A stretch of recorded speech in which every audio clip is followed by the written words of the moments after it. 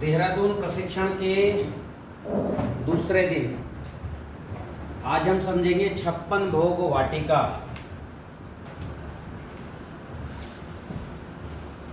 ताराचंद भील जी कृषि तकनीकी विधि में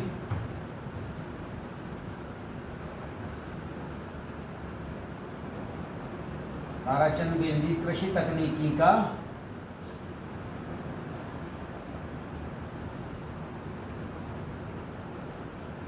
क्या समझेंगे आज हम? 56 भोग वाटिका। 56 भोग वाटिका का क्या अर्थ समझ में आता है आप लोगों को? हाँ, 56 तरह की फसलें। मेरे गुरुजी कहते थे मनुष्य मूलतः फलाहारी है, तो फल, फूल, पत्ते, मसाले ये हमको इससे निकालना है। और अगर ये खाता है, फल फूल पत्ते मसाले खाता है मनुष्य, और मसाले में लाइव मतलब वो सुखा करके हल्दी मिर्ची धनिया नहीं, मतलब ताजे मसाले खाता है, फल फूल पत्ती और मसाले, तो मनुष्य का जैविक जीवन पूर्ण होता है। पूरा जीवन उसका जो मूल उसकी आयु है, ठीक है, वो पूरा करता है। तो ये 56 तरह के फल फूल और मसाले कैसे लगाना, इस पर पिछले 6-7 साल से लगातार मैंने चिंतन किया। उसके बाद अभी ये कंसेप्ट, चूँकि मिट्टी भी अभी क्या हो गई है, निगेटिव है। मिट्टी क्या है, अभी बहुत ज़्यादा कॉम्पैक्ट है, मिट्टी का पीएच बढ़ा हुआ है, मिट्टी में सूक्ष्म तत्व नहीं है, मिट्टी में खरपतवार बहुत आते हैं, फिर मिट्टी में फंगस बहुत है, मिट्टी से रस चूसक कीट बहुत निकल रहे हैं। ऐसी तमाम समस्याएं आ रही हैं। कहाँ हैं? खेत में। तो इनको ध्यान में रख के, किन समस्याओं को? खेत में जो भी समस्या मैंने बताया, इन समस्याओं को ध्यान में रख के मैं आपको पैकेज या प्रैक्टिस बता रहा हूँ। यदि खेत निर्बोध है, खेत में किसी तरह का निरापद कोई विकार नहीं है, निर्विकार है खेत, तब तो 56 भोग वाटिका बहुत सरल है। केवल जैव रसायन, भस्म रसायन, षडरस, जीवाणु घोल बनाओ, थोड़ा थोड़ा गीला करते जाओ, लगाते जाओ, बस। लेकिन मिट्टी बहुत ज़्यादा कॉम्पैक्ट है, सूक्ष्म तत्व बह गए हैं, मिट्टी में खरपतवार बहुत आते हैं, फिर मिट्टी में फंगस बहुत है, वायरस बहुत है, रस चूसक कीट आते हैं, ग्रोथ ठीक नहीं होती, मिट्टी की निगेटिविटी, इन सब कारणों से इसका थोड़ा पैकेज या प्रैक्टिस बदला है हमने अध्ययन करके, और इस विधि से लगाइए। आपको जो है ये 56 भोग वाटिका जीवन में एक बार लगाना है। कितने बार लगाना है जीवन में? एक बार। हाँ, इसको जो है जीवन में एक बार लगाना। कितने तरह के फल फूल, कितने तरह की चीजें, जो पेड़ है उनको तो ये स्थापित जीवन में एक बार करना है। अब कहोगे साहब धनिया तो हर जो है 2 महीने में लगाना पड़ेगा, मूली को तो हर 2 महीने में लगाना है। तो जो 2 महीने जिसका जीवन है उसको तो लगाना है, स्थापित जीवन में एक बार करना है। मतलब एक बार इसको लगा लो, फिर उस खेत में ना जुताई होगी, ना निंदाई, ना गुड़ाई, ये नहीं होगी। मतलब जो इस्टेब्लिशमेंट खर्च है, स्थापित करने की प्रक्रिया नहीं। और पेड़ जीवन में तो एक ही बार लगाना है। बहुत से पेड़ हैं जो जैसे आम लगा दिए तो उनका भी जीवन 60-70 साल होता है, तो बड़े पेड़। लेकिन जो छोटे पेड़ है, मुनगा है, ड्रमस्टिक जिसको बोलते हैं, उसकी लाइफ तो कम है, 12-15 साल है, तो उतना लगाना। आप केला लगाओगे, केला तो खैर काफ़ी चलता है, मेरे घर में 18 साल से केला लगा हुआ है, वही केला नीचे से निकलते जा रहे चल रहा है। लेकिन पपीता, इसकी लाइफ तो कम समय है, हाँ? नहीं, फिर भी नहीं, फिर भी यह है कि 1.5-2 साल तो बहुत अच्छा प्रोडक्शन आता है, ठीक है। तो ये जीवन में एक बार स्थापित करना है, फिर जोताई निंदाई गुड़ाई नहीं होगी। तो जीवन में एक बार लगाएं, ठीक है। किसको लगाएं? 56 भोग वाटिका को। और हर साल, कितने साल? हर साल 56 तरह के फल फूल और मसाले पाए,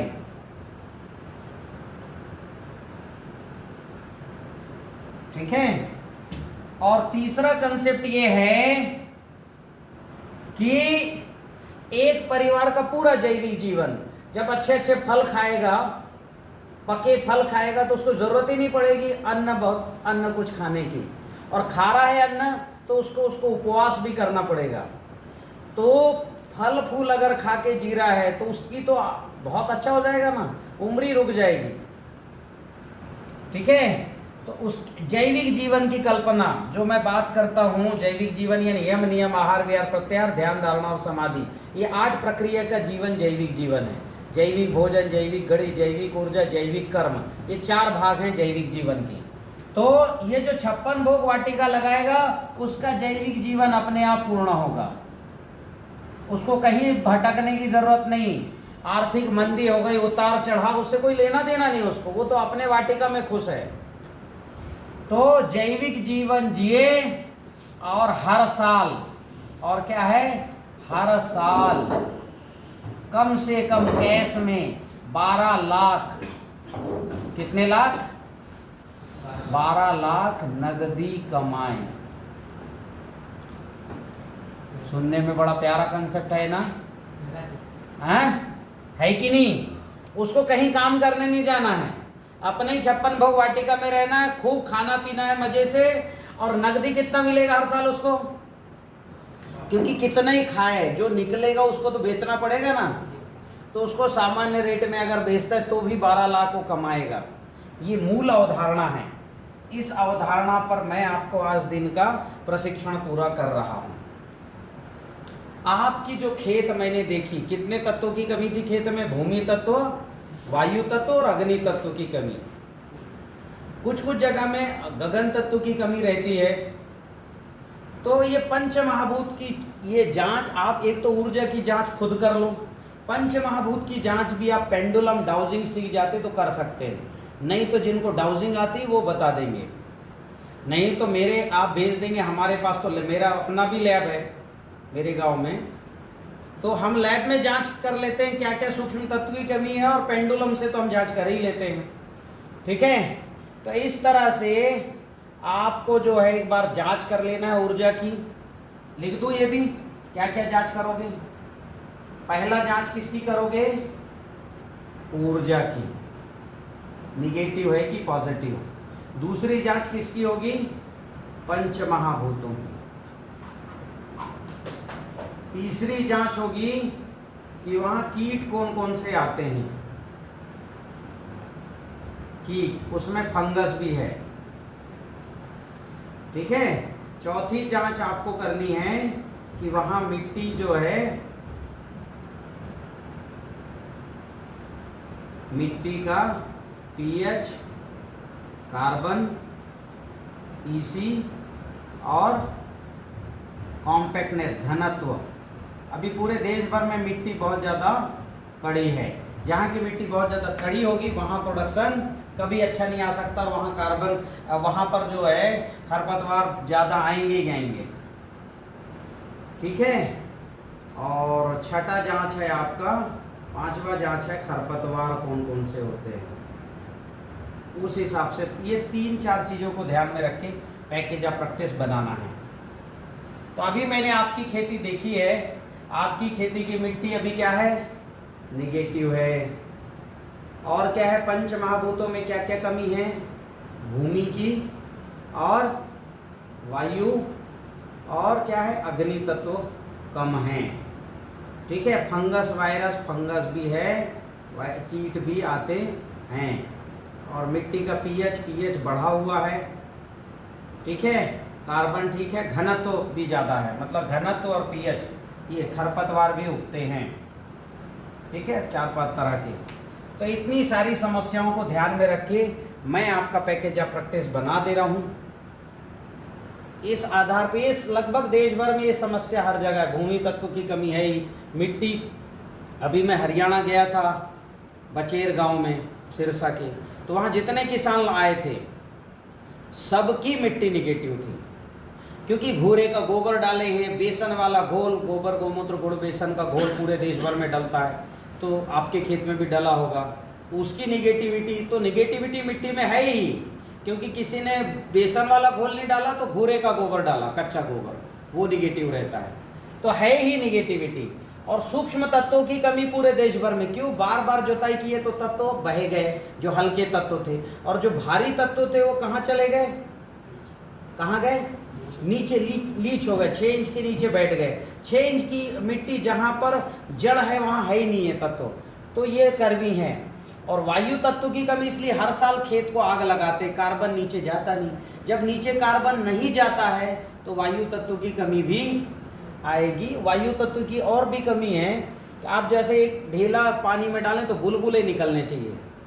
अगर बुलबुले पर्याप्त नहीं निकलते, एक छोटे ढेले में कम से कम 100 बुलबुले होने चाहिए। इतने बड़े ढेले में 10 ग्राम के ढेला को एक पानी में डाल दो, कौन सी पानी में? कांच के गिलास में पानी रखो, डाल दो, बुलबुले निकलना चाहिए। नहीं है वायु तत्व, अग्नि तत्व यानी कफज, पूरे देश भर में भयंकर सिंचाई हो रही है। क्योंकि खरीफ में भी जो है पानी गिरता ही है, रबी में सिंचाई हो रही है, जायद में भी बार बार सिंचाई करोगे तो मिट्टी कफज हो जाएगी। क्या हो जाएगी? कफज। कफज यानी कफ बढ़ गया यानी सर्दी खांसी होती है, तो कफज है मिट्टी में, मतलब रस चूसक कीट खेती में होंगे, आते ही होंगे। ठीक है, तो कीट कफज है मतलब फंगस वायरस कीट आते ही होंगे। और जिस मिट्टी में बार बार जुताई होती वो कॉम्पैक्टनेस हो ही जाती है, उसका पीएच बढ़ ही जाता है, खरपतवार बढ़ जाता है। तो ये समस्या अमूमन पूरे देश भर की सामान्य तौर पर है। ठीक, अब इसके लिए हमने जो है क्या क्या रिकमेंडेशन करना। पहला काम तो है, ये हो गई आपकी समस्या। ठीक है, इधर मैं बता दे रहा हूं समाधान। ठीक है,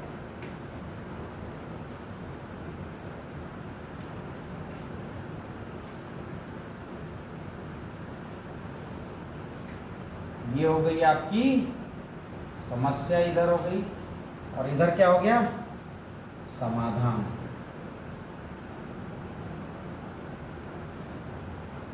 तो अभी क्या है इस समस्या और इस समाधान में?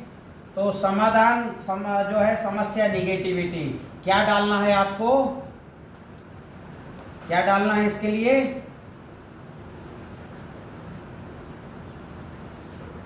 अरे मिट्टी की निगेटिविटी के लिए क्या डालना समझा है आपको? क्या डालना है? कैसे है भाई? अरे निगेटिविटी तो तुमको फार्मूला याद नहीं है? नाम याद नहीं है फार्मूले का? ऊर्जा जल। क्या डालना है आपको? ऊर्जा जल।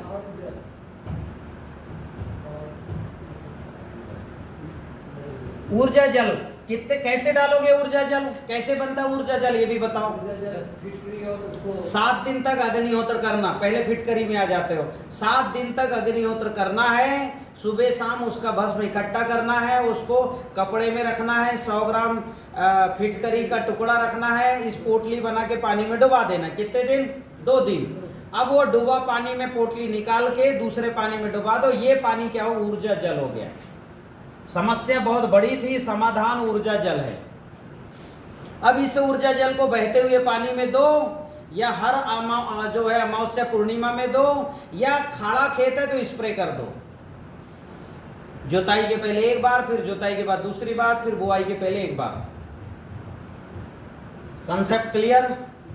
बनता कैसे है, डलता कैसे है, कब डालना है इसको? हर अमावस्या पूर्णिमा।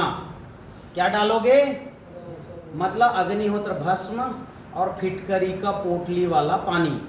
सीधे मिला के भी डाल सकते हो, पर मिलाओगे तो भस्म है, कुछ है, फंसता है। ठीक है, इसलिए पोटली करो। पोटली रहेगा तो एक ही पोटली से आप हजारों लीटर, 1000, 2000, 3000 लीटर पर पोटली डालते जाना है। स्प्रे भी कर सकते हो पौधों पर। तो ये ऊर्जा जल डालना। दूसरा क्या हो गया? दूसरी समस्या पंचमा, भूमि तत्व नहीं है। तो मैंने आज आपको बताया है प्रति एकड़ जो है रॉक फास्फेट कितना बताया मैंने? रॉक फास्फेट 1 टन, ये जीवन में एक बार डालना है। पैसे नहीं है आपके पास तो 2-3 बार करके डालो, पर डालना पड़ेगा। ठीक है, फिर उसके बाद लाल मिट्टी कितना डालोगे? आपके खेत के लिए थोड़े तत्वों की कमी है तो 2 टन रिकमेंड किया, अन्यथा 1 टन से भी बढ़िया हो जाता है, 1 से 2 टन। ठीक है, कितना? 1 से 2 टन। और क्या हो गया? पीली मिट्टी कितना बताया मैंने? हाँ, ये भी 1 से 2 टन। ठीक है, 1-1 टन हो जाते तो भी ठीक है। आपके यहाँ मिट्टी में बहुत सफ़ेदी है, जिंक नहीं है, और क्या नहीं है, फेरस नहीं है, इसलिए मैंने ये थोड़ा बढ़ा के रिकमेंड किया, बाकी 1-1 टन पर्याप्त है। अब क्या हो गया? तीनों चीज। अगर कैल्शियम नहीं है तब यहाँ पर जो है सफ़ेद मिट्टी भी डलता है 1 टन। जैसे जो काली मिट्टी है वहाँ कैल्शियम की बहुत कमी है, आपके यहाँ मिट्टी काली नहीं है इसलिए आपको ज़रूरत नहीं, बाकी जिनकी मिट्टी काली है वो सफ़ेद मिट्टी भी डालेंगे 1 टन। ठीक है, अब ये कैसे डालोगे? पहले ज़मीन की 2 बार जुताई कर दो, और जुताई करने के बाद जो है जब उसको ये सारा चीज़ फैला के हल्का रोटावेटर चला दो 4 इंच। क्या चला दो? 4 इंच रोटावेटर चला देंगे तो क्या होगा? वो अच्छे से मिक्स हो जाएगा। मिक्स हो गया। अब हमको क्या करना है?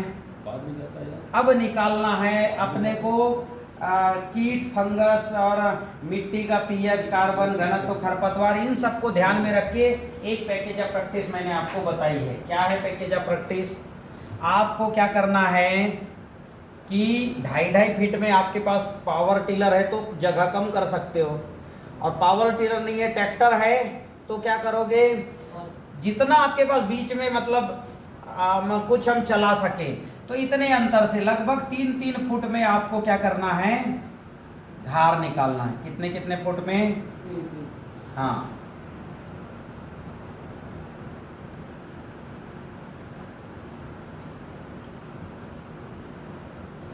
3-3 फुट में ऐसे घार निकालना है। और फावड़े से कर रहे हो तो या तो 6 फुट में, आपके खेत में बताया मैंने 5 फुट में, क्योंकि छोटा पावर टिलर है आपके पास, तो 5 फुट में 6 फुट में ये लगेगा, पर घार आपको तो डबल निकालनी, जितनी है उससे ज़्यादा। अब क्या है? ये घार निकल गई, जो नाली है वो मान लो नाली है और जो ऊपर है ये बेड है, तो ये घार निकल गए। उसमें एक घार में आपको लकड़ी डालना है। क्या डालना है? हाँ, एक घार में ये लकड़ी डाल देना है, एक घार में।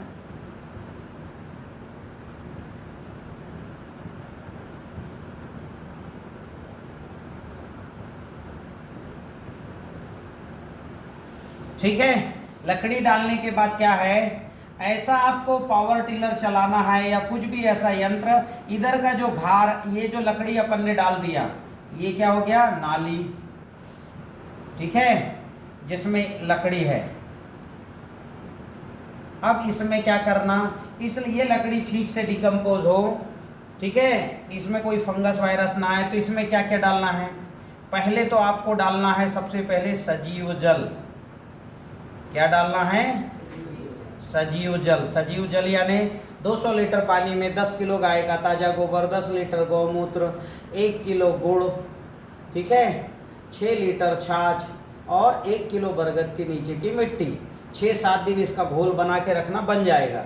नहीं 7 दिन होता है, 1 दिन का घोल बनाना है। ताज़ा भी डाल सकते हो, कोई दिक्कत नहीं, पर भी 1 दिन 2 दिन पुराना हो जाए तो अच्छा हो जाता है। फिर इसको किसके ऊपर डालना है? लकड़ी के ऊपर छिड़कना है। 1 एकड़ में 1000 लीटर के आसपास। कितना लीटर? मतलब पर्याप्त गोबर से उसमें जो लकड़ी के ऊपर कुछ ना कुछ गोबर के छींटे लग जाए। उसके बाद अगला काम क्या करना है आपको? सजीव जल डालना। सजीव जल के बाद फिर इसमें क्या करना है? आपको डालना है गोवर्धन खनिज खाद। गोवर्धन खनिज खाद ये डालना है आपको 50 किलो। कितना किलो? 50। या फिर इसके जगह 5 केजी भस्म रसायन डाल दो, जो आप बनाओगे, कल मैंने बताया था। ठीक, जो नहीं बना सकते वो इसको SOUL सोल एक ऐप है, वहां से जाके लेंगे। ठीक, गोवर्धन खनिज खाद के बाद अगला क्या है? इसमें माइकोराइजा मिलाना, प्रति एकड़ 4-5 किलो। कितना? 4 से 5 केजी। और सोल से लोगे तो फिर तो 1 से 1.5 किलो में हो जाता है। ठीक। और क्या मिलाओगे इसमें? फफूंद भक्षक पाउडर जो आप बनाओगे। किससे बना रहे हो फफूंद भक्षक पाउडर? ट्राइकोडर्मा से। कैसे बनाओगे? आपको पता है ही, मैंने कल बताया है कि भाई जो है 15-20 किलो कंडों को पानी में डुबा दो, गाय के गोबर के कंडों को, 4 दिन बाद निकाल लो, कुचल लो, उसमें ट्राइकोडर्मा मिला के किसी पेड़ के नीचे रख दो, वो जूट की बोरी ढक के। 7-8 दिन में उसमें ट्राइकोडर्मा डेवलप हो जाएगा। फिर उसको हल्का छांव में सुखा लो, बन गया पाउडर। इस तरह से पाउडर सब किस में डालना है भाई? ये सब चीजें लकड़ी में। ठीक है। ये सब डालने के बाद आपको क्या करना है? ये जो घार है इस पे ऐसा कुछ रोटरी चलाओ या कोई भी यंत्र चलाओ, इसकी मिट्टी इस पे, इधर की मिट्टी इधर। मतलब क्या करना है? ये जो नाली में बना है लकड़ी, वो दोनों की जो है दोनों तरफ की मिट्टी ऊपर ऐसे चढ़ा देना है, तो लकड़ी अंदर दब जाएगी। लकड़ी कितना भरोगे? नाली के भर। जितना लकड़ी भरोगे उतना साल की डिपॉजिट है। कम लकड़ी रहेगा 4-5 साल चलेगा, ज्यादा लकड़ी 10 साल, और मोटी मोटी लकड़ी लगाओगे तो 20 साल की डिपॉजिट है। ये लकड़ी आपका डीएपी और पोटास और सब कुछ है। ये लकड़ी लकड़ी क्या करता है? पानी को सोखता है, और जब पानी नहीं रहेगा खेत में तब पानी को रिलीज करेगा तो वापसा बनाएगा। ये बहुत सारी समस्याओं का समाधान है। जो आज मिट्टी कॉम्पैक्ट हो गई, मिट्टी का पीएच ठीक नहीं है, ईसी ठीक नहीं है, जड़ ठीक से अंदर नहीं जा रहा है, वापसा नहीं बन रहा है, उसका ये हमने तोड़ निकाला है। डीएपी की बहुत ज़्यादा ज़रूरत है, फास्फोरस बह गया है, तो ये तत्वों की कमी और वापसा बनाना, पीएच, कार्बन, ईसी, ये सब का तोड़ है। क्या है ये? लकड़ी। कहाँ डालना है? नाली में। अब इसको जो है ऊपर हमने चढ़ा दिया पूरा, ठीक, पूरा अच्छे से चढ़ा दिया। चढ़ाने के बाद अभी क्या करना है? अब आपको दूसरा काम क्या करना है कि इस पे जो है मल्चिंग करना है। कौन सी मल्चिंग करना है? साइड तो ऐसे बांस गाड़ने का। हाँ, एक बांस गड़ाने का विषय रह गया। इसमें क्या है कि आपको क्या करना है? लकड़ी ढकने के पहले यहाँ पर या तो लोहे के खंबे लगा दो ऐसे, ठीक है, दूरी अपने हिसाब से ऐसे करके, ठीक है, 5 फुट 6 फुट में ऐसे खंबे लगा दो, ठीक है। ऐसे खंबे आप लगा दोगे तो जो बेल है उसको चलाने के लिए मदद मिलेगी। दोनों साइड से। अगर लकड़ी का होगा तो क्या करना? काले उससे जल ऑयल से पोत के करना, और लोहा होगा तो पेंट करके अच्छे से गड़ा देना, और फिर जो है पूरा ढक देना। ढकने के बाद अब क्या है? अगला काम आपका क्या बनता है इसमें? ये देखो, अब इसमें मल्चिंग करना है। एक दिन में मल्चिंग संभव नहीं है। मल्चिंग के लिए आप 1-2 महीना ले सकते हो। मल्चिंग कैसे करोगे? सबसे पहले खेत के मेड़ में कहीं पर भी, ठीक है ना, या तो जमीन में गड्ढा खोद के और पॉलिथीन डाल दो 1500 लीटर का, या तो ऐसा गड्ढा बना दो, या तो जो है ड्रम रख दो, ठीक है, या तो ड्रम रख दो या गड्ढा बनाओ। और इसमें या तो जो है क्या करो, खेत के बाजू में एक सीमेंट की टैंक ही बना सकते हो, और उसमें क्या है, सब इसमें बनाओ सजीव जल। क्या बनाओ? सजीव जल बनाओ। सजीव जल बता ही चुका मैं आपको। और इस सजीव जल में थोड़ा सा फफूंद भक्षक तरल और जीवाणु घोल भी डाल दो। क्या डाल दो इसमें? जीवाणु घोल जो मैंने कल बताया था, और फफूंद भक्षक तरल, फफूंद भक्षक घोल, ये डाल दो इसमें ही। और इसमें क्या करो, जो भी ऐसे पत्ते हैं जो पेड़ से गिने या खेत का जो वेस्ट है जो अच्छा सूख गया, जैसे मक्का लगाए हो, मक्का काट के आप जो है सूखने रख दो, पूरा खड़ंग सूख जाता है, ऐसे तोड़ोगे तो कट से टूट जाएगा, या पत्ती को ऐसा करोगे तो पूरा जो है चूरा हो जाएगा। 5वां स्टेज का मतलब अच्छे से सूखी पत्ती इसके अंदर डालना, और इसके अंदर डाल के ऊपर से पत्थर वगैरह रख के 2-3 दिन 4 दिन रखना। ये रखते जाना। जैसे इसमें जल तो है, बाद में केवल पानी बस डालना है, थोड़ा गुड़ डालना है, बाकी मटेरियल तो है ही। गोबर गोमूत्र गुड़ डालते रहिए और जो निकलेगा उससे मल्चिंग करते रहना है। क्या करना है? लेकिन बरसात का सीजन है तो थोड़ा बहुत कर देना ऊपर, इसका घोल इसके ऊपर डालते रहना। ऐसा भी कर सकते हो, जैसे ज़्यादा बड़ा प्लाट है तो हमने धान का पुआल बिछा दिया और उसके ऊपर ये घोल को डालते रहो बीच में। बारिश वारिश का सीजन है तो भी जो है ये जो घोल है इसके अंदर के बैक्टीरिया इसको डिकम्पोज करने लग जाएंगे। और दूसरा क्या होगा? दूसरा ये होगा कि घास नहीं उगने देगा।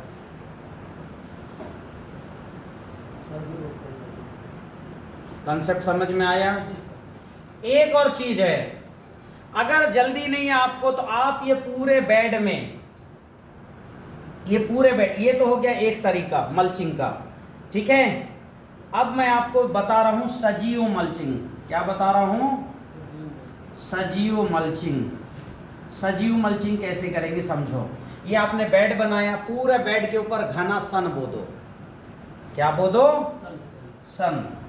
ये बेड है, इस पर घना सन बो दोगे तो पूरा उगेगा कि नहीं उगेगा?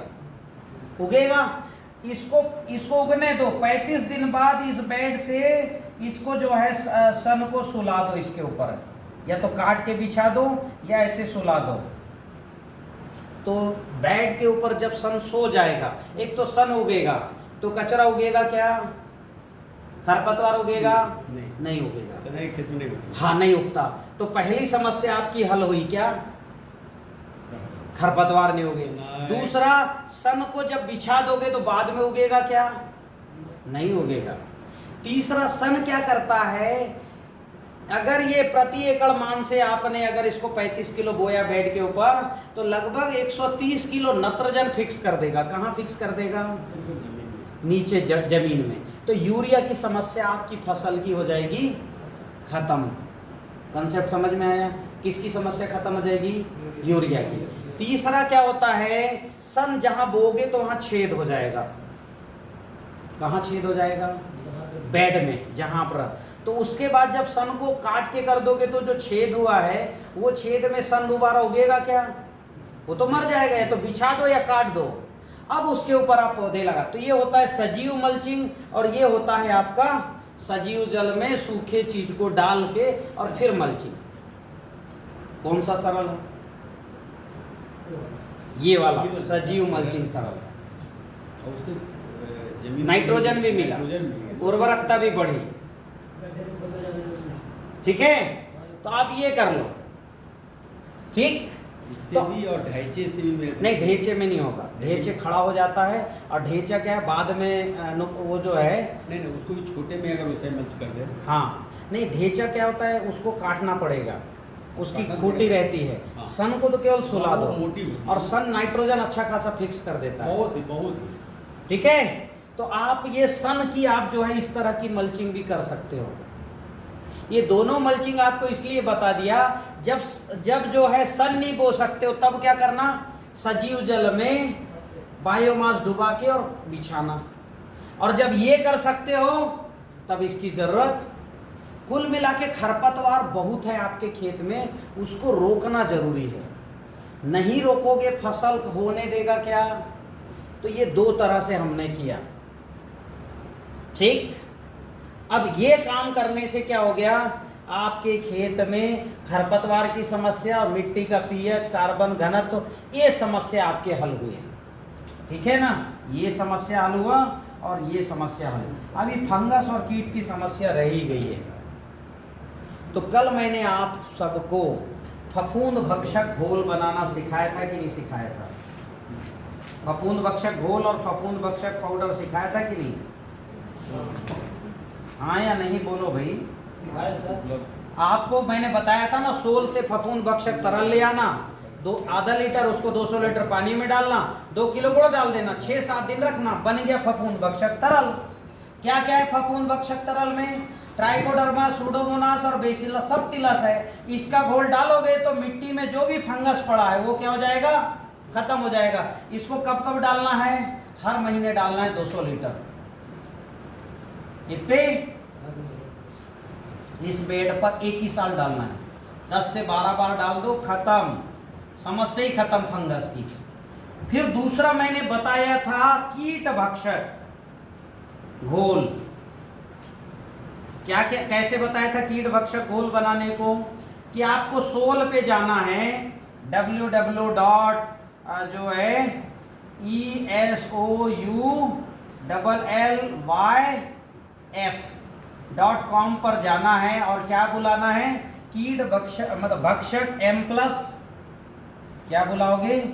भक्षक V+ बुलाओ, केवल इतना ही बुला लो, आधा लीटर। और इसको 200 लीटर पानी में डालो, आधा किलो गुड़ डालो, 1 किलो भी डालो चलेगा, गुड़ से कोई बढ़ने वाला नहीं है, पर ये अच्छे से मिट्टी में जाएगा तो वहाँ चिपक जाएगा, इसलिए घोल मिला रहे हैं। डालो, 1-2 दिन रखो और इसको सीधे ड्रिप से दो। कब दोगे? हर अमावस्या में। हर अमावस्या में फफूंद भक्षक घोल और हर अमावस्या में कीट भक्षक घोल। और हर अमावस्या पूर्णिमा आप हर 15 दिन में भी, हर महीने भी कर सकते हो जीवाणु घोल डालना। दोनों अमावस्या में ये डाल दो और हर पूर्णिमा में जीवाणु घोल। कितना डालोगे भाई? 200 लीटर पर एकड़ जीवाणु घोल। कल मैंने बताया था कि सोल से आप जो है 7 कैप्सूल ले आओ, जामन ले आओ और उसको मदर कल्चर बनाओ, और मदर कल्चर बनाने के बाद जीवाणु घोल बनाओ। 2 लीटर मदर कल्चर, 2 लीटर छाछ, 2 किलो गुड़, 2 तुलसी के पत्ते, बस इतना डाल के तैयार हो जाता है। ठीक है, तो ये जीवाणु घोल आपको हर पूर्णिमा में डालना है। कब डालना है? और फफूंद भक्षक घोल और कीट भक्षक घोल हर अमावस्या में। ये जमीन पर साल भर दो, साल भर के बाद इस बेड में फिर कुछ नहीं देना। साल भर में ये निरापद हो जाएगा, खत्म हो जाएगा, इसमें किसी तरह का कोई कीट नहीं आएंगे। तो ये आपका हो गया। अब आपकी जो है कीट और फंगस की समस्या भी खत्म, निगेटिविटी खत्म। निगेटिविटी के लिए मैंने क्या बताया? हर कितना दिन में डालना? हर 15 दिन में ऊर्जा जल डालना, 1 साल तक डालना, उसके बाद तो खत्म टोटल। फिर हर अमावस्या में फफूंद भक्षक घोल, कीट भक्षक घोल और हर पूर्णिमा में जीवाणु भक्षक घोल। इतना डालते रहो, बस आपका भूमि उपचार भी हो गया, फसल की व्यवस्था भी हो गई। अब जो है फसल को कैसे लगाना, एक प्रबंधन है। ठीक है, तो ये प्रबंधन कैसे करना ये मैं आपको बताता हूं। ठीक, अभी मैंने इसलिए आपको ये बोला है, ये मैं फोटो भी इसलिए खिंचवा दिया आपको कि आपका ये जो मैंने बताया है, आपने उसमें किताब में क्या लिखा, कल को आप बोलेंगे नहीं ऐसा बताए थे, तो ये अपने पास रिकॉर्डिंग भी है, ये भी है, आपको इसी आधार पर मैं बातचीत करूंगा।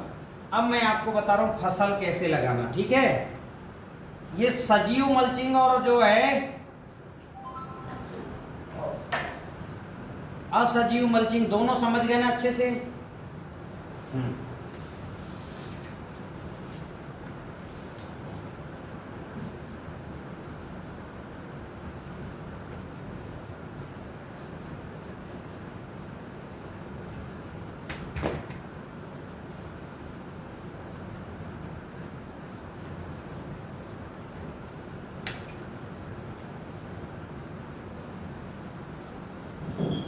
अब हमको जो है फसल प्रबंधन करना है।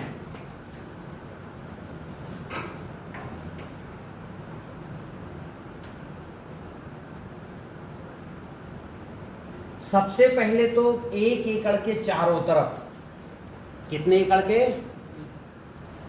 1 एकड़ के चारों तरफ बड़े पेड़ लगाना, ऐसे पेड़ जो हवा को सह ले। जैसे क्या? आम, और कौन कौन से बड़े पेड़ हैं? लीची, फिर जामुन, ये इस तरह के बड़े पेड़।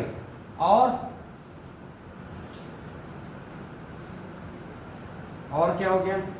सर एक बात और है सर, इसमें अगर ये हम लगा देते हैं तो कितना खेत को छाया देगा ये? ये मेड़ पे लगाना है बस चारों मान लिया तरफ। सर, मान लिया हाँ पेड़ पर अगर हमने आम और जामुन हाँ ये तो खरीदता है। हाँ, अपने में कटिंग छटिंग होती है सब, ठीक है। आपको पेड़ के चारों तरफ ऐसे पेड़ लगाने हैं जो क्या करे, हवा विंड को रोके। किसको रोके? जो भारी हवा आती है उनको रोकने वाले ऐसे, और जो हमको जो है साल भर तक मीठे फल दे सके, इमली, ठीक है। तो ऐसे जो बड़े पेड़ हैं वो चारों तरफ लगाना है, ठीक। फिर उसके बाद दूसरा एक लेयर उसके बाजू में फिर देना है, वहां लगाना ऐसे पेड़ जो छोटे होते हैं, अमरूद के साइज के। अमरूद है और चीकू है, चीकू। हाँ चीकू है और नींबू है, ठीक है। ऐसे पेड़ चारों तरफ लगाना है। किसके तरफ? खेत के चारों तरफ। और बीच में जो है वो हमें लगाना है सब्जी और कंद, मूल, ठीक है। और इनके नीचे आम, अमरूद, लीची, चीकू, जामुन, इनके नीचे हमें लगाना है जो शकरकंद आता है ना, शकरकंद जानते हो? हाँ, स्वीट पोटैटो, वो लगाना है, शकरकंद।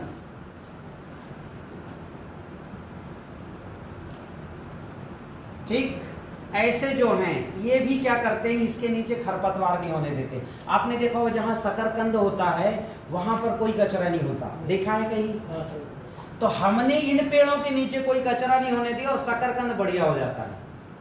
और जहां शकरकंद होता है वहां आम, अमरूद, लीची, जामुन, संतरे में फलत बहुत आती है, बहुत फलत आती है, क्योंकि ये जमीन को पोली रखता है, पानी को अंदर जाने देता है। अब दूसरा है, हमको क्या करना है, अब हमको जो बेड है उसके ऊपर लगाना। बेड अमूमन बनाना पूरब से पश्चिम। कैसे बनाओगे? पूरब से पश्चिम, ठीक है। मान लो ये है पूर्व और ये है पश्चिम।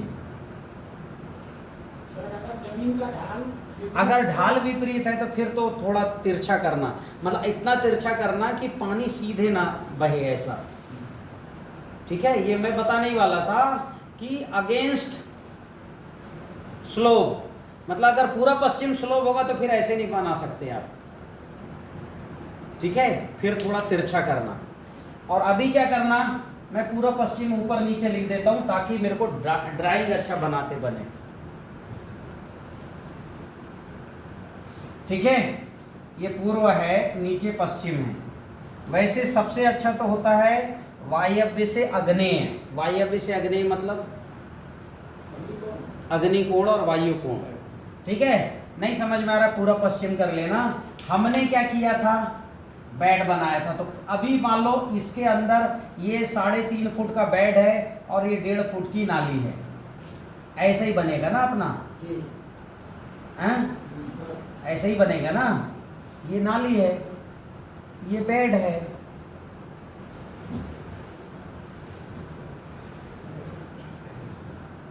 ये है नाली। अगर आपके पास ड्रिप है तो बहुत अच्छी बात है, ड्रिप है तो नाली का उतना महत्व नहीं रहता फिर। और ड्रिप नहीं है तो नाली बहुत गहरा चाहिए। कितना गहरा? 1.5 फुट, 1.5 फुट के कम से कम 1.5 फुट गहरा, और चौड़ा कम से कम। क्या समझ में आई बात? नाली गहरा और चौड़ा इतना कि आपको चलते बस बने। मतलब 1.5 फुट तो हाँ, 1.5 फुट तो चाहिए। 1.5 का। हाँ, तो ये आपने जो है ये आपने बना दिया, क्या? नाली बना दिया।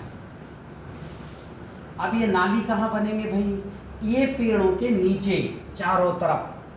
नाली इसलिए बनाना कि ये नाली को कट करते रहेंगे तो पेड़ों की जड़ इधर नहीं आएगी। मान लो यहाँ नाली बनी है, ठीक है ना, ये बनी है नाली, और ये इधर की नाली थोड़ी बड़ी रहेगी पेड़ों की। अब ये बताओ, पेड़ों के पास की नाली बड़ी रहेगी तो इसकी जड़ इधर आएगी क्या? नहीं आएगी, क्योंकि इनकी जड़ें जो भी हम लगाएंगे 1.5 फुट के अंदर ही रहेंगे। ये इधर चारों तरफ किनारे किनारे पेड़ पौधे रहेंगे, ठीक है। ये पेड़ पौधों की सूची मैं आपको उपलब्ध करवा दूंगा, ठीक। अब क्या हो गया, 56 भोग वाटिका में। अब हमको जो है मैंने बताया 4 तरह की फसलें हमको लगानी है। उनके रूट को SRI मतलब बताया था मैंने, सिस्टम ऑफ रूट इंस्टेंसिफिकेशन, मतलब जड़ से जड़ ना टकराए ऐसी फसलों को लगाना है। फसल 4 तरह के लगाना है। एक पहली फसल है लता वर्गीय। पहली फसल कौन सी है? लता वर्गीय। दूसरी फसल आपकी हो जाएगी कि दलहनी। तीसरी फसल हो जाएगी गैर दलहनी। और चौथी फसल हो जाएगी मसाले या औषधीय, एक ही बात है। हेलो, आगे क्या? तो लता वर्गीय में कौन कौन सी फसल होती हैं बताओ? हमें क्या पता है? लौकी, तोरई, और बताओ? गिलकी, करेला,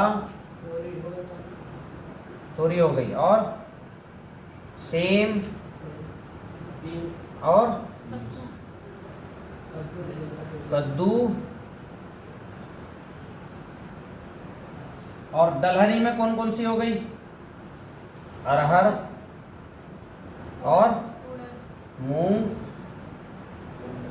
उड़द और मूंगफली, बरबटी।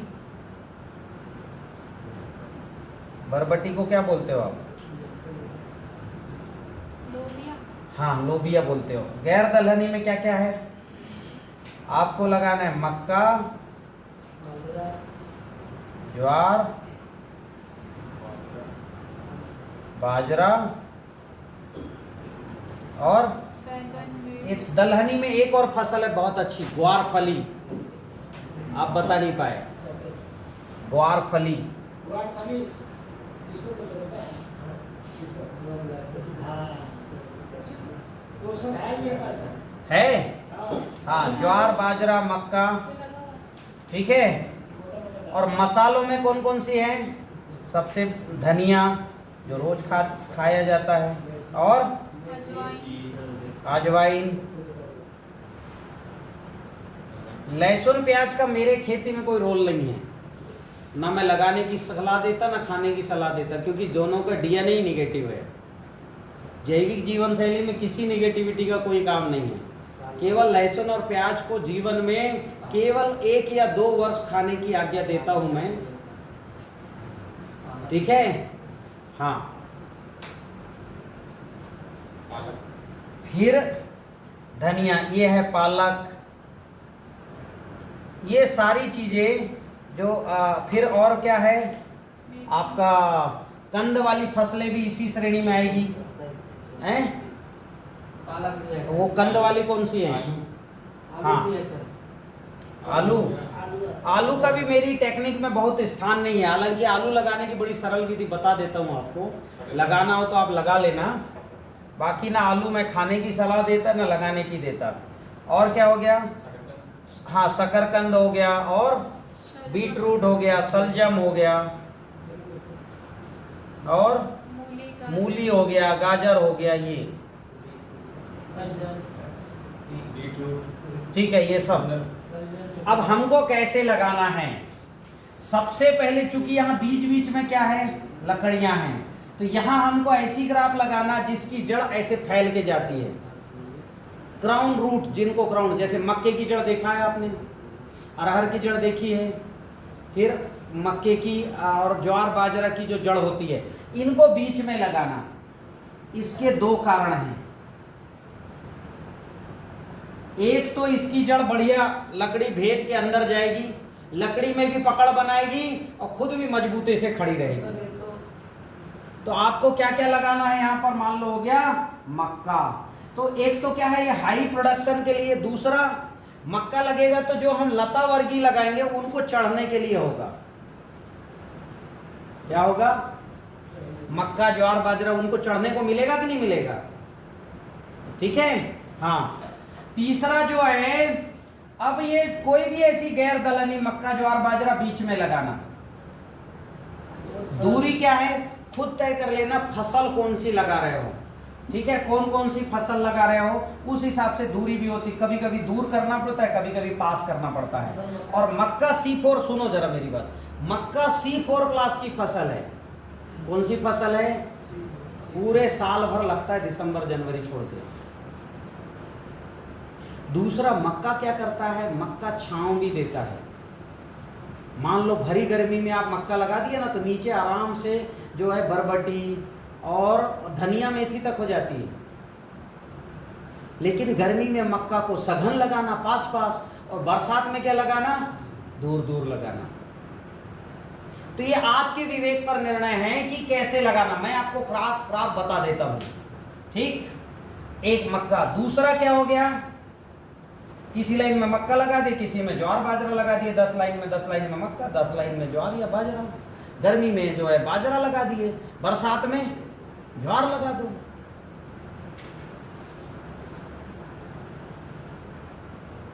ठीक, और क्या क्या होंगे, और देखो और क्या क्या हो गया। अब इसके बाद हमको जब लता वर्गीय लगाना है तो ये किसी लाइन में लगाएंगे तो लौकी लौकी, और अगर 10 लाइन है और 4 फसल है तो 2-2 लाइन लगाना पड़ेगा। तो एक साइड में लौकी लौकी, एक साइड में गिलकी गिलकी, मतलब एक लाइन में एक ही लगाना। और ये लगाना जिग जैग ऐसा, 1 लौकी, 2 लौकी, 3 लौकी, 4 लौकी, 5 6। समझ में आएगी बात? ये क्या लगाया आपने, लौकी।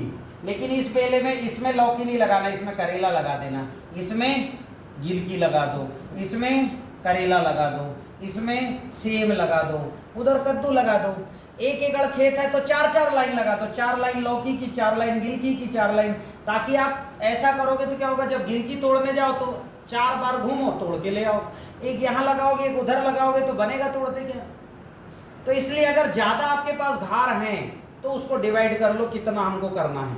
1 2 3 4 5 6 तरह की जो है कद्दू वर्गीय अपने पास हैं।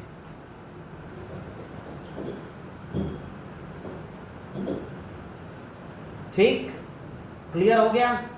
अगला आपको क्या करना है, अब यहां हमारी कितनी क्रॉप हो गई भाई, एक मक्का एक लौकी। मक्के की जड़ कहां जा रही है, नीचे, लकड़ी लौकी की जड़ ऊपर ऊपर।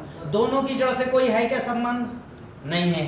अब दोनों का जो है लौकी नीचे नीचे फैली रहेगी 5 फुट में, और मक्का कहाँ रहेगा, ऊपर रहेगा। ज्वार कहाँ रहेगा, ऊपर। तो ना पत्ती से संबंध है ना जड़ से संबंध है। तो बड़ा एक जगह पर दोनों फसलें भरपूर होंगी, यानी दोनों मुख्य फसलों में आ जाएगी। कंसेप्ट क्लियर हुआ? दोनों कौन सी फसलें हो जाएंगी, मुख्य फसलें हो गई। दोनों का अलग अलग रूट जोन है। SRI मेथड में दोनों एक दूसरे टकरा नहीं रहे। अब हमको क्या लगाना है, यहाँ बीच बीच में जगह है, 2 लाइन मूली की लगाते हो लगा दो, ऐसी ऐसी मूली की।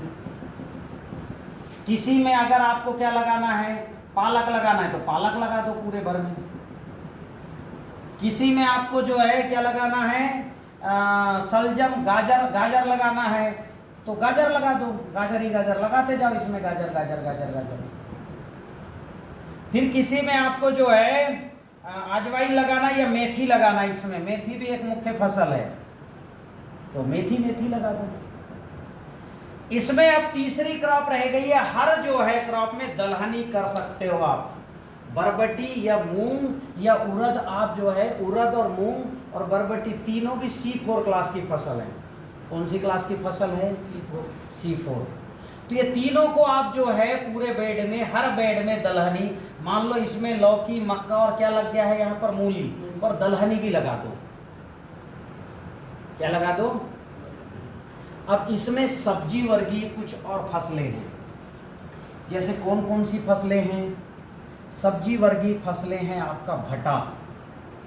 क्या है, भटा। तो भटा को भी बीच बीच में लगाना है। भटा क्या होता है? भटा यानी बैगन। भटा गोला वाला जो। ठीक है, एक बैगन से 556 भट्टे लिए मैंने। तो आप तो दूर दूर लगाते हैं और बैगन की जड़ ये लंबी लंबी होती है, एक एक बाह लंबी। आप तो दूर दूर लगाओ, बकायदा कटिंग करो, गुच्छे में फल आएगा। एक एक पौधे से निकलता है एक बार में 18-20 फल, और हर हफ्ते ले सकते हो आप ये फल। तो आपने बीज बीज पे देखो, भट्टे की जड़ कहाँ जाएगी? अंदर जाएगी, 6 फुट 8 फुट 9 फुट। और मक्के की जड़ सीधे जाएगी, इसकी अंदर बाहर रहेगी, और लौकी की ऊपर ऊपर रहेगी, ऊपर के 2 इंच में। तो आप भट्टा है। फिर क्या हो सकता है, कहीं अगर आपको लगाना है तो टमाटर लगा दो। टमाटर की जड़ ऊपर 4 इंच में रहती है, क्या लगा दो? टमाटर। और ये भी खूब लगाओ, क्योंकि साल भर टमाटर खाने को चाहिए होता है। और टमाटर जो है बरसात में भी होगा, गर्मी में भी होगी, ठंड में भी होगी, क्योंकि बीच बीच में हमने क्या लगाया है? ये ज्वार बाजरा मक्का लगाया है। मक्का लगाया है। मक्का जो है तुषार को भी रोकता है, ठंड से भी बचाएगा और गर्मी से भी बचाता है। कॉन्सेप्ट क्लियर हो रहा है? ठीक है। हाँ, तो इस तरह से आप जो है जो भी फसल आपके मन में बताओ कौन सी फसल और बाकी रह गई, उस पर चर्चा करते हैं। कुछ जो विशेष फसलें हैं, जैसे हमारे यहाँ डांग कांदा, छेरी कांदा बोलते हैं, कांदा इतने बड़े बड़े होते हैं, ये इनको यहाँ लगाना है किनारे किनारे इधर, ताकि इनको जो पेड़ है इन पे चढ़ा सको। ठीक है। कद्दू तो लिखा ना हमने, कद्दू की एक लाइन तो चला ना, लिखा ही है कद्दू। हमने अभी हमारे यहाँ एक आम के पेड़ के पास हमने जो है कंद लगाया था, लंबा होता है वो। हम जिंदगी भर हर साल वो कंद जो है जून में निकलता है और हर साल बढ़ता है। एक अभी और एक फसल है जो मैंने बताया, ककोरा, जो बहुत महंगा आता है, जिसको कंटोला बोलते हो आप लोग। ककोरा, खेकसा, कंटोला, वो भी ऐसे ही लगाना। ये केवल 2 महीने की फसल है और बहुत महंगी बिकती है और बहुत न्यूट्रिशन होता है इसमें। ठीक है। कंटोला लिख देता हूं मैं, ककोरा लिख दूं, कंटोला लिख दूं? समझे कि नहीं समझे आप? ककोरा नहीं देखे? इसके कंद ध्यान से, यहाँ कंद मैं बता देता हूँ, यहाँ लगवा लेना। बहुत महंगी फसल है, उसमें जो है ना करेला जैसा ऊपर कांटे कांटे जैसे होते, हरा होता है। खेकसा, कंटोला, ककोरा। अब इतना नहीं जानते तो इससे ज्यादा क्या बताऊं मैं। ठीक है। और क्या हो गया भाई आपको? और क्या चाहिए?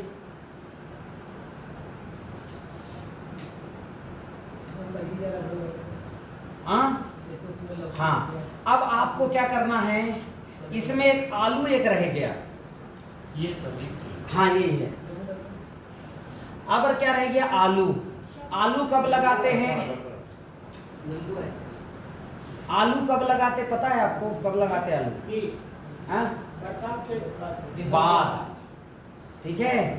हाँ, दशहरा में आलू लगता है, दशहरा के बाद आलू लगता है। 2 बार आलू लगा सकते। आलू लगाने की तो बड़ी सरल विधि है। क्या विधि आलू लगाने की? समझो। आपको क्या करना है, आलू केवल ऊपर रख देना है, ऐसे। क्या रख देना है? ऐसे रख देना है आलू, रखते चले जाओ बस। किसके ऊपर? बेड के ऊपर। और इसके ऊपर पुआल ढक देना, पैरा। पैरा जानते हो? धान का पैरा ढक देना, मोटा ढक देना। और ढकने के बाद ऊपर सजीव जल, सजीव जल, जीवाणु जल देते रहना और अणु जल देना। अणु जल तो बताया मैंने, अभी और बताऊंगा। तो हर 7 दिन में अणु जल, हर 15 दिन में ऊर्जा जल, और हर 1 महीने में जीवाणु जल, और ये आपको देते रहना। तो बस इतना। हाँ, ऊपर ऊपर ऐसे देते रहो, बस हो गया। ये जो आलू है, आलू नीचे रखना किसके? नहीं, पुआल के नीचे नहीं, जो आपके पास मिट्टी है उसके ऊपर आलू रख देना, बेड के ऊपर। और उसके ऊपर मल्चिंग कर देना। किसका? पुआल का। मोटी मल्चिंग कर देना। जमीन में उसको नहीं गाड़ना, कुछ मत कर, रख देना बस, अंडे जैसे रख देना। आलू का पैकेज आप प्रैक्टिस बता दे रहा हूँ, उसको धूप दिखाना, थोड़ा उस पर जो है अणु जल का स्प्रे करना और रख देना, बस हो गया। या सीधे रख देना धूप दिखा के, बस हल्का, और रख दोगे। और उसके ऊपर क्या है, क्या मल्च कर दोगे? पुआल, मोटा पुआल ऐसा बिछाते चले जाना और ऊपर से पानी देते रहना, ऊर्जा जल, अणु जल, जीवाणु जल। अब ये बताओ, उसमें अंकुरण होगा कि नहीं होगा आलू में? होगा। जड़ कहाँ रहेगी? जमीन में जाएगा। नहीं जाएगा, वो जमीन में बीच में रहेगा। किसमें? वो जो पैरा है ना उनके बीच में फंसता हुआ रहेगा। इतना जो पैरा है ना उसके बीच में फंसेगा। क्या फंसेगा? किसकी जड़?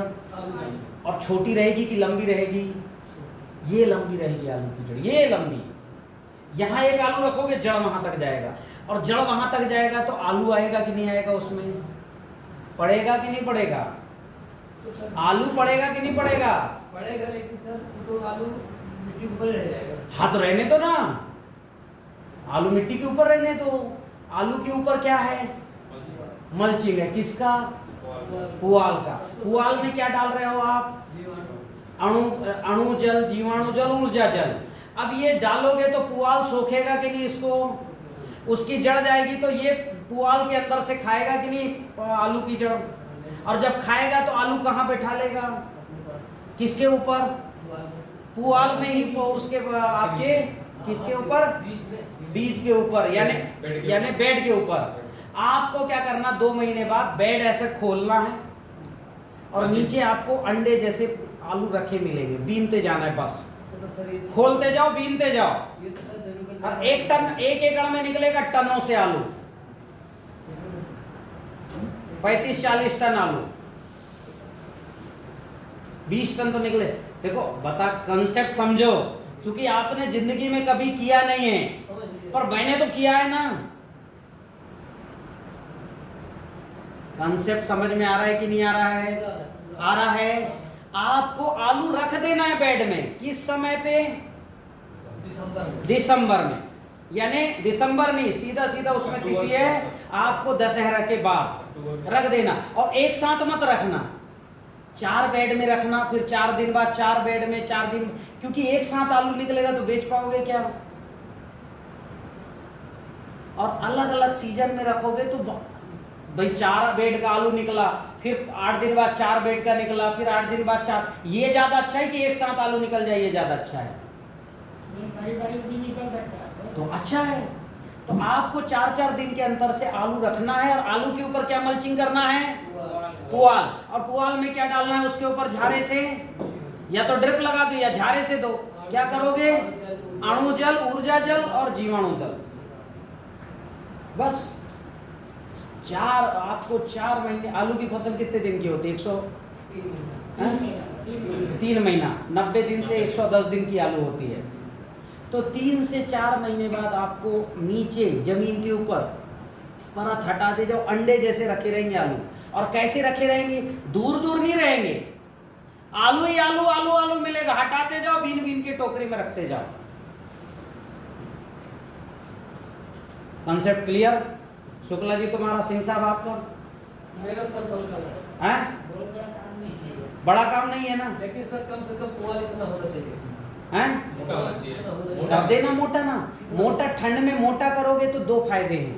एक तो जो हमारे बेड में फसल लगे हैं उनको गर्माहट मिलेगी। क्या मिलेगी? जो भी आप लौकी, गिल की ककड़ी जो भी चला रहे हो, जो ठंड में नहीं होती, वो फसल को क्या मिलेगी? गर्माहट। तो वो भी फसल होगी और जमीन के ऊपर आलू भी जबरदस्त होगा। कंसेप्ट क्लियर हो गया? हाँ। ऐसे ही आपको क्या करना है, प्याज लहसुन भी मैं अनुमति नहीं देता, पर लगाना है तो ऐसे ही है उसका भी काम। पर प्याज लहसुन कब लगता है भाई? लगता है सब जनवरी, फरवरी में। जनवरी फरवरी में। हाँ, तो प्याज लहसुन जब करोगे ना, आपका अक्टूबर नवंबर दिसंबर में आलू निकला, बेड से जो है मोटा बेड है वो हटा दो, एक तरफ कर दो, और वहां पर क्या है, आलू प्याज चौंक देना। सर एक चीज है, और आलू प्याज की आप चौंकना मत। आप जो है, मैं पैसा कमाने की पूरी सलाह देता हूँ। आप क्या करना, प्याज को ऊपर उसकी मुंडी थोड़ी थोड़ी काट के, जैसे इतना बड़ा प्याज है ना, और बीच बीच में प्याज जो है लगा देना आलू निकालने के बाद। क्या लगा दोगे? साधा प्याज हो गया ना वो। हाँ। प्याज हम लगाए नहीं। नहीं, प्याज का बीज बनाना है आपको। हाँ। क्या बनाना है? क्या बनाना है?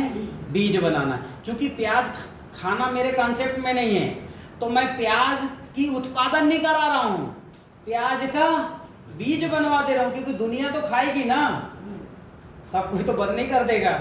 तो प्याज का बीज, तो जो आलू निकालोगे वहीं वहीं आपको प्याज रख देना और ढक देना है बेड को। तब तक आप इतना मोटा जो पुआल था वो छोटा बनेगा कि नहीं बनेगा। अब प्याज जो उसकी प्याज के ऊपर आप जब अणु जल जीवाणु जल दोगे तो प्याज निकलेगा कि नहीं निकलेगा। तो आलू लगाने के बाद प्याज रख दो और प्याज का बीज बनेगा। और कितना निकलेगा 1 एकड़ में पता है? आप कम से कम 1 एकड़ के 56 भोग वाटिका से 2.5-3 लाख रुपए का तो प्याज का ही बीज निकाल दोगे हैं। हाँ, बीज महंगा आता है ना, 1500 रुपए 2000 का बिकता है, तो 2.5-3 लाख का तो क्या पैदा हो जाएगा। आलू एक तो अच्छा पैदा होगा, फिर प्याज पैदा हो जाएगा। अब ये बताओ इसमें कहीं निंदाई गुड़ाई है क्या, कि कहीं काम करने की जरूरत समझ में आ रही क्या? काम तो करना पड़ेगा, पुआल और बिछाने में टाइम लगेगा। हाँ, एक तो पुआल बिछाने में टाइम लगेगा, तो इतना तो करना ही पड़ेगा। पर टाइम ज्यादा लगेगा क्या? आज जो लग रहा है बिल्कुल घोड़ा पहाड़, वो टाइम लग रहा है क्या कि दिन भर लगे हैं? वो तो सर आदमी हंसते हैं, दूसरे बात पहले खेपने को सब टाइम लगता है। हमारे 2-3 आदमी पुआल ढो के ले जाता है। चलो ठीक है। सेटिंग भी करना है। तो अब ये कुल मिला के मैं आपकी, अभी देखो भारत की सबसे बड़ी समस्या, अभी सुनो बात मत करो, भारत की सबसे बड़ी समस्या लेबर। इस 56 भोग वाटिका में लेबर ज्यादा से ज्यादा लग रहे हैं कि कम से कम लग रहे हैं? लग तो कभी रहा है। अच्छा, प्रोडक्शन ज्यादा आने की संभावना दिख रही है कि कम आने की दिख रही है? 3 सालों तो आने की ज्यादा दिख रही है। आपके सभी तरह के क्रॉप हो गए ज्यादा प्रोडक्शन। और कितना प्रोडक्शन? सामान्य दूसरी कोई भी आप जो है भारत के कोई भी मॉडल लगा लो, उनसे 10 गुना प्रोडक्शन की बात कर रहा हूं मैं शुक्ला जी। नहीं मानता हूं सर, मानता कितना प्रोडक्शन? हूं। 10 भारत के किसी भी मॉडल से 10 गुना ज्यादा प्रोडक्शन मिलेगा, और भारत के दूसरे किसी भी मॉडल से 10 गुना ज्यादा इनकम मिलेगा। मैं मिनिमम इनकम का मेरा कंसेप्ट है 12 लाख। कितना? 1 एकड़ में आदमी, एक परिवार है, 1 एकड़ में फल फूल सब्जी लगा लिया, बाजार से लेने नहीं जाना है, वहीं से खा रहा है। लेने क्या जाना है? कपड़े लेने जाना है, कुछ और शौक की, एक आध बार कार खरीदेगा, एक आध बार यही लेने जाना है। तो उसके लिए क्या है कि बाजार, उसको जिंदगी जीने के लिए बाजार लेने कुछ नहीं जाना, उतार चढ़ाव होते रहो। एक बार जीवन में टीवी कितने बार खरीदेगा आदमी? एक बार। कार कितने बार खरीदेगा? एक बार। बार बार तो खरीदेगा नहीं। फोन साल में 1 आध बार 2 बार। तो वो जितना उसका खर्च है एक्सटर्नल, उतना इससे प्रोडक्शन आराम से मिलेगा किसी भी कंडीशन में, और बहुत अच्छे से करेगा तो ये तो जाता है 35-40 लाख रुपए पर एकड़ तक। कितना जाता है? 30-35 लाख रुपए से ऊपर ही जाएगा प्रोडक्शन। तो वही मैं कह रहा हूँ, हर मॉडल से 10 गुना ज्यादा प्रोडक्शन, सुख शांति सुकून से रहना है, अपने बगीचे के फल खाना है, ठीक है, अपने बगीचे के जो है कंदमूल फल और मसाले खाना है और ये बेचना है, ठीक। तो इस तरह से ये जो कंसेप्ट है, अभी किस समय क्या लगाना, कैलेंडर का ये मैं बताइए, लाई इधर। अब जो है किस महीने क्या लगाना है उसकी भी सारी व्यवस्था मैंने कैलेंडर में कर दिया। ये मेरा कैलेंडर है, हर साल ये तीसरे साल का प्रकाशन है। इसमें मैं कैलेंडर है चैत्र से, क्योंकि हम चंद्रमा की तिथियों पर खेती करवाते हैं, क्योंकि वनस्पतियों का देवता कौन है? चंद्रमा। चंद्रमा तय करता है कौन सा बीज उगेगा कौन सा नहीं उगेगा। हस्त नक्षत्र लगते ही सरसों उग जाता है, मृगा नक्षत्र में धान में अंकुरण आने लग जाता है। तो हर नक्षत्र, तो किस महीने क्या लगाना तिथि तय कर दिया हमने। ये चैत्र में क्या लगाना, फिर यहाँ बैसाख में क्या लगाना तय है, ठीक है। बैसाख में, बैसाख के बाद देखो ये जेठ चलता है, ज्येष्ठ में क्या लगाना नीचे तिथि तय है, ठीक है। अनाज वाली फसलें, कंद वाली फसलें, पत्ती वाली, उसकी तिथि तय, इस पे लगाते जाओ आप। कुछ चीजें डायरेक्ट नहीं लगा पाओगे तो सीड बॉल बना के लगाना। क्या लगाना, जैसे क्या है सीड बॉल, यानी क्या, धनिया मेथी और पालक एक साथ लगाना है। तो घर में बैठे बैठे सीड बॉल बनाना, इतने बड़े बड़े। जो मिट्टी है किसकी, दीमक के बामी की मिट्टी या तालाब की मिट्टी ले आना, उसको गौमूत्र से गीला करना, इतने बड़े बड़े बॉल बनाना, और एक ही बॉल में मेथी का बीज, धनिया का बीज और पालक का बीज, या धनिया पालक एक जैसे होता है इसलिए एक जैसे नहीं, मेथी का बीज, धनिया का बीज और ग्वारफली का बीज एक ही सीड बॉल में डालना और टपका देना बेड में। क्या करना है, टपका देना है बस। तो जो आप सीड बॉल बना के टपका सको तो सीड बॉल बना के टपकाना, जो लगाने का दिखता है लगा लेना, जो आलू ऊपर रखना है ऊपर रख देना। काम कुल मिला के काम को कम से कम करने की हमने कोशिश की है, क्योंकि आज के बाद भारत में अभी 1.25 अरब भारत की जनसंख्या है कि नहीं है? 1 करोड़ कितना हो गया है? 1 करोड़ 40 लाख है, लेकिन मजदूर नहीं है। तो आने वाले समय में सबसे बड़ी समस्या मजदूरी की है। ये 56 भोग वाटिका में पति पत्नी और 2 बच्चे हैं, ठीक है, क्योंकि एकल परिवार बहुत ज्यादा हो गया है। ऐसा भी अगर कोई खेत में रहता है तो बिना मजदूर की वो खेती कर लेगा, ये मॉडल है। एक बार बनाने के बाद, हाँ, एक बार बनाने के बाद बिना मजदूर की खेती कर लेगा। तो सबसे बड़ी समस्या मजदूरी, इसमें न खरपतवार की समस्या है न, अच्छा, इस 56 भोग वाटिका की डिक्शनरी में कीट प्रबंधन कोई टॉपिक ही नहीं है। पड़ोसी खेत में कितने कीट आए, इल्ली आए, माहू आए, मच्छर आए, आपके 56 भोग वाटिका में कोई बीमारी नहीं आनी है, आनी नहीं है बीमारी। और आनी नहीं है तो काहेगा कीट प्रबंधन, न खरपतवार न कीट की समस्या। तो क्लियर हुआ कंसेप्ट, हर महीने आपको पौधे लगाना है, ये तय है। फिर ये जो फार्मूले हैं, ताराचंद बेल जी कृषि तकनीक के फार्मूले इसी कैलेंडर में हैं। ये पीछे देखो, भूमि उपचार नहीं किया तो भूमि उपचार का पूरा है। इस कैलेंडर को अभी पढ़ना आपका होमवर्क है, ठीक है। कैप्सूल कल्चर घोल कैसे बनाना तय है, सडरस कैसे बनाना, जैव रसायन कैसे बनाना, सब इस कैलेंडर में है। और अगर नहीं बना सकता है किसान तो सोल ये बना बुनाया हमारी टेक्निक से बनवा रहे, अलग अलग एफपी और गौशाला बना रहे हैं। जैसे गोवर्धन खनिज खाद गौशाला बना रहे हैं, भारत के 4 गौशाला, उनसे लो। कुछ एफपीओ फार्मर प्रोड्यूसर कंपनियां बना रही हैं, ये सब नैनो नत्रजन, ओकेपी और ये सब चीज़ें, उनसे लो। जो बना रही है वो सब सोल उपलब्ध करा देगा, ठीक है। प्रायोगिक तौर पर खेती में 56 भोग वाटिका बनाने के लिए इस तरह से नालियां बनानी हैं, ऊपर से 2 फुट और खोदते खोदते आखिरी में 6 इंच तक की चौड़ाई तक की, और ऊंचाई लगभग 1.25 फुट की नाली बननी चाहिए। तो ये जो सख्त मिट्टी है इसको तोड़ना है, क्योंकि यही मिट्टी है जो पानी को अंदर नहीं जाने देती, जड़ों को अंदर जाने नहीं देती। इस मिट्टी के लेयर को तोड़ना है, और इससे क्या है, पानी भी अंदर जाएगा, वापसा बनेगा। तो इस तरह से हमको जो है ये नाली बनाना है। फिर उसके बाद नाली में रखने के लिए लकड़ियाँ इकट्ठी करनी है। ये जो है 56 भोग वाटिका के लिए इस तरह से लकड़ी बीच में रखना है। जो भी पुरानी लकड़ियाँ हैं, ये तो पतली है। ये नीचे जो है इसकी चौड़ाई नहीं बढ़ाना, चौड़ाई ऊपर ही हमको करना है। हाँ, ऐसे पतली लकड़ियाँ रखते चले जाओ, ऐसे ही लगाओ। अब छोटी छोटी लकड़ियाँ ऊपर रखो।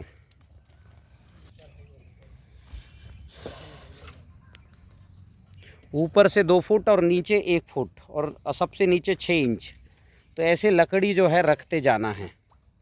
और लकड़ी रखने के बाद यहाँ कुछ पतली लकड़ियाँ और रखिए, इधर पतली पतली लकड़ियाँ और रखिए। और इस तरह से जो है ये इसका बेड तैयार हो रहा है। लकड़ी के ऊपर डालने के लिए गोबर, गौमूत्र, छाछ और गुड़, इसका मिश्रण इस तरह से पहले बना लेना है।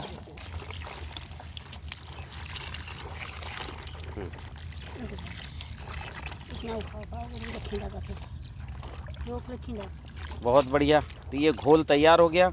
इस घोल को अब जो है डालिए इस जो है लकड़ी के ऊपर।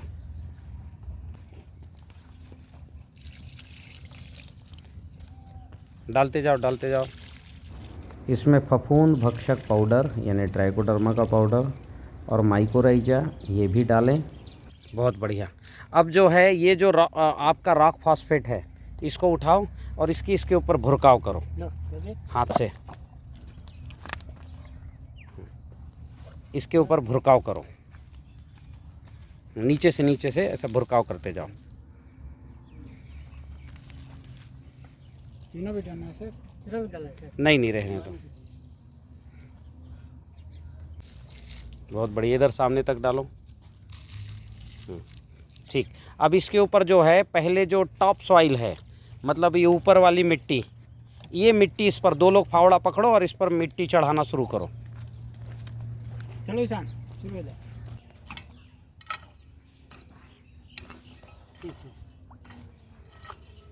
उधर अब वहाँ जो 5 फुट में नाली बनेगी और ये मिट्टी उधर चली जाएगी तो क्या हो जाएगा, ये पूरी की पूरी नाली बन जाएगी।